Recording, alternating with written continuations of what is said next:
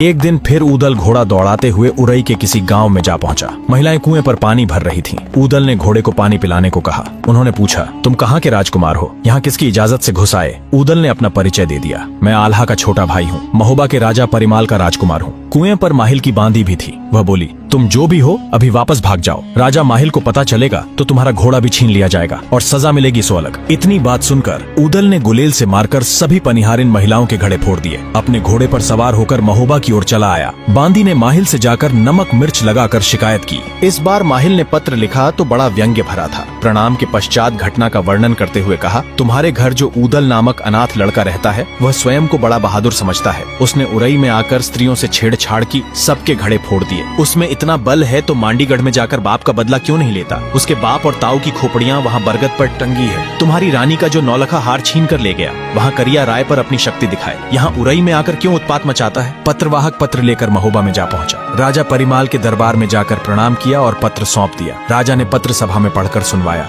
राजा परिमाल ने भी तुरंत जवाब लिखा, माहिल, ये लड़के आल्हा, ऊदल, ब्रह्मानंद, मलखान आदि जैसे मेरे लिए हैं वैसे ही तुम्हारे लिए भी हैं। जितने घड़े ऊदल ने फोड़े हैं उतने सोने के कलश भिजवा देता हूँ। मांडोगढ़ की बात मत करो। जिस लड़के की शिकायत कर रहे हो वह दस्सराज का ही पुत्र है। यदि वह सुनेगा तो मांडोगढ़ पर अभी चढ़ाई कर देगा। वह अभी किशोर है, जवान होने पर तो बदला लेने जाएगा ही। पत्र को लेकर धामन पत्रवाहक उरई पहुँच गया। माहिल ने पत्र पढ़ा। इस घटना को अभी 3 महीने ही बीते थे कि हिरणों का पीछा करते हुए ऊदल फिर उरई जा पहुंचा। हिरणों के एक जोड़े का ऊदल ने शिकार कर लिया, पर बगिया तहस नहस कर डाली। माहिल के पास शिकायत पहुंची तो माहिल ने तुरंत ही वहां अभय को भेजा। वह जाकर बोला, यहाँ ऊधम क्यों मचा रखा है? जल्दी यहाँ से भाग जा, नहीं तो घोड़े से नीचे गिरा दूंगा। ऊदल को इतना सुनकर क्रोध आ गया। घोड़े से उतरकर अभय के पास पहुंचा। एक दाव मारकर अभय को भूमि पर गिरा दिया, फिर एक झटका दिया और बैंदुल पर सवार होकर हिरणों की जोड़ी लेकर महोबा की ओर रवाना हुआ। माहिल को अभय की बाह टूटने और बगिया को नष्ट करने की सूचना मिली तो उसे भारी गुस्सा आया। माहिल अपनी घोड़ी पर चढ़कर तुरंत महोबा के लिए चल पड़ा। राजा परिमाल का दरबार लगा था। राजा तो माहिल का हाल पूछ रहे थे, परंतु माहिल ने ऊदल की शिकायत शुरू कर दी। ऊदल इतने बहादुर हो गए तो क्यों न मांडोगढ़ जाकर युद्ध करते, जहाँ करिया राय ने दस्सराज और बछराज का सिर काटकर बरगद पर लटका दिया था। तुम्हारा धनमाल और नौलखा हार लूट कर ले गया था। बार बार उरई में आकर क्यों उत्पात मचाता है? राजा परिमाल बोले, माहिल, जो भी हानि ऊदल ने पहुंचाई है मैं उसका दुगुना धन एवज में देने को तैयार हूँ, पर मांडोगढ़ की बात मत करो। यदि ऊदल के कान में पड़ गई तो वह अभी मांडोगढ़ जा पहुंचेगा। ऊदल को मरने से डर नहीं लगता। हम जब ठीक समझेंगे तब करिया राय से निपट लेंगे। तब तक ऊदल के कान में बात पड़ ही गई। वह दरबार में आ पहुंचा और बोला, दादा, मुझे बताओ वह मांडोगढ़ का करिया राय कौन है? हमारे पिता और चाचा की खोपड़ियां कहाँ टंगी हैं? जल्दी सारी बात बताओ। परिमाल ने बात बदली। पैरागढ़ की लड़ाई में तुम्हारे पिता रण में मारे गए थे। उसी गढ़ का दूसरा नाम सिलहट है। तब ऊदल ने माहिल से ही पूछा, आपने मांडोगढ़ की चर्चा की है तो आप खुलकर सारी घटना बताओ। माहिल ने उत्तर दिया, सब घटना तुम्हारी माता देवला को पता है, जाकर उसी से पूछो। ऊदल यह सुनकर क्रोध से कांपने लगा, पसीने से तर हो गया और आंखें लाल हो गईं। मामा माहिल को ललकार कर बोला, मैं अवश्य अपने पिता का बदला लूंगा। उस करिया राय का सिर अपने हाथ से काटूंगा। फिर ऊदल अपनी माता देवला के पास गया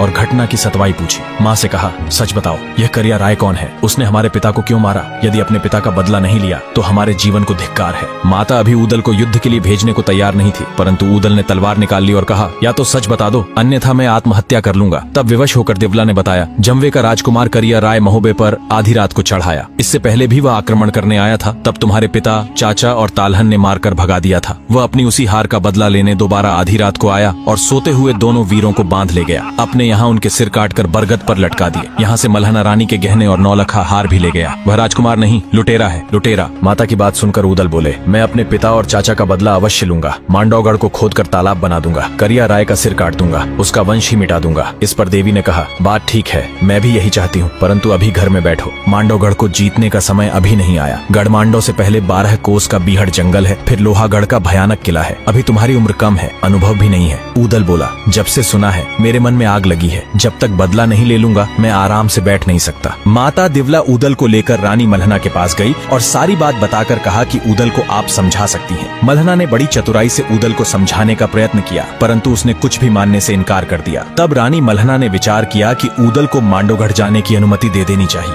फिर तो रानी मल्हना ने अनुमति के साथ विजयी होने का आशीर्वाद भी दिया। फिर माता ऊदल को साथ लेकर आल्हा के पास गई। वहीं पर सैयद तालहन भी बैठे थे। दिवला बोली, आप हमारे जेठ लगते हैं, आपका भतीजा ऊदल हमारी बात नहीं मान रहा। ये मांडवगढ़ जाने को मचल रहा है। आप इसकी रक्षा के लिए साथ जाओ। आल्हा ने भी समझाने का प्रयास किया कि अब भी अनुभव की कमी है। ऐसा नहीं कि पिताओं की तरह हमारी खोपड़ी भी बरगद पर टांग दी जाए। ऊदल ने कहा, अब हम बदला लेने में समर्थ हैं तो क्यों न लें। जहाँ तक मृत्यु की बात है तो जब आएगी तो 7 तालों में भी नहीं छोड़ेगी, और नहीं आई तो कोई नहीं मार सकता। अब जल्दी से कुछ फौज साथ लो और मांडवगढ़ पर चढ़ाई करो। आप में से कोई न जाना चाहे तो मैं अकेला ही जाता हूँ। ऊदल की बात सुनकर मलखान ने कहा, चिंता मत करो, मैं तुम्हारे साथ चलूंगा। फिर ऊदल ने ताला सैयद से कहा, चाचा जी, आपने हमें पाला और संभाला है, आप ही रास्ता बताओ जिससे हम अपने उद्देश्य में सफल हों। ताला सैयद ने उत्तर दिया, बेटा ऊदल, जब तक बनारस वाला ताला सैयद जीवित है तब तक तुम्हें चिंता करने की क्या जरूरत। जहाँ मोर्चा सबसे कठिन समझो वहाँ मुझे लगा देना। अब तो सब उत्साहित हो गए। मलखान ने देवपाल से कहा, मांडवगढ़ जाने के लिए शुभ मुहूर्त का पता करो। देवपाल ने पंचांग उठाया और ठीक समय बता दिया। साथ ही सलाह दी,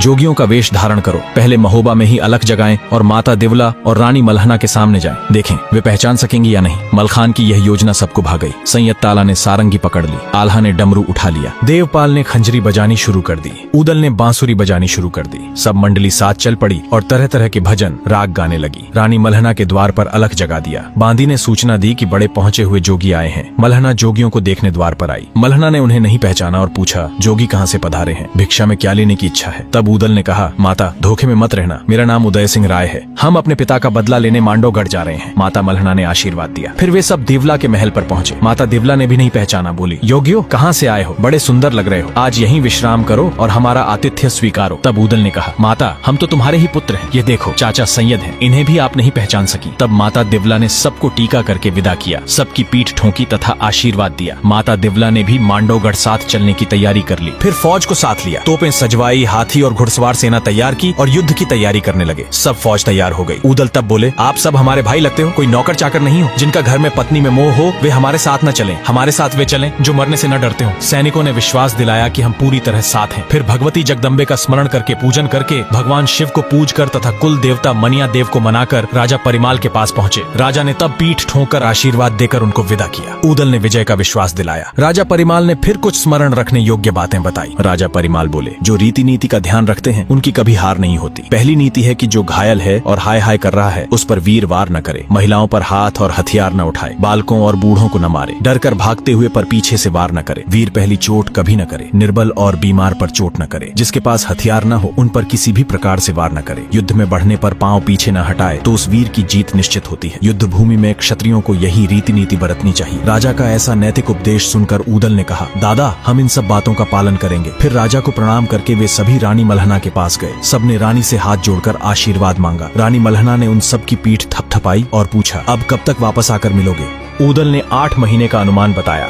तब माता ने एक बार फिर विजय का आशीष दिया। इसके पश्चात अपनी फौज के पास पहुंच गए। ढोल नगाड़े बजने लगे। मांडवगढ़ के लिए ऊदल की टोली फौज के साथ बढ़ने लगी। ताला सैयद सिंहनी नामक घोड़ी पर चढ़े। उनकी सेना 3 कोस तक फैली हुई थी। तोपें, बारूद, हाथी, घोड़े और पैदल सब प्रकार की सेना जा रही थी। ढेवा ने फिर सगुन पंचांग में देखकर बताया। उनको कहा कि क्षत्रिय वेश उतारकर जोगी वाला चोला पहन लो। 5 योद्धा जोगी बन गए। अपने अपने साज सारंगी, एकतारा आदि संभाल लिए। इसी वेश में बबूल के जंगल को पार किया और फाटक पर पहुंच गए। वहां तैनात रक्षकों ने परिचय पूछा। आल्हा ने उत्तर दिया, हमारी कुटी गोरखपुर में है, अब हम बंगाल से आ रहे हैं, देवी हिंगलाज के दर्शन के लिए जा रहे हैं, जल्दी फाटक खुलवा दो, रास्ते का खर्चा खत्म हो गया है, इसीलिए नगर में भिक्षा मांगनी पड़ेगी। रक्षकों ने कहा, द्वार खोलने से पहले हम राजा की अनुमति लेने हरकारे को भेजते हैं। तब तक जोगियों को द्वार पर ही रुकना पड़ा। हरकारा राजा अनूपी राय के दरबार में गया। हरकारे ने जोगियों की सारी बात कह दी। राजा ने उनको नगर में प्रवेश की अनुमति दे दी। जोगी राजा अनूपी के दरबार में पहुंचे। बाएं हाथ से प्रणाम करने पर राजा क्रोधित हो गया और उन्हें बाहर निकालने का हुक्म दिया। तब ऊदल ने कहा, राजन दाएं हाथ में माला से राम भजन चल रहा है, उससे भला प्रणाम कैसे करते। राजा की समझ में बात आ गई। राजा के दाएं बैठे टोडरमल ने सलाह दी, साधु संतों से न तर्क करो न इनकी बद्दुआ लो, जो मांगे देकर विदा करो।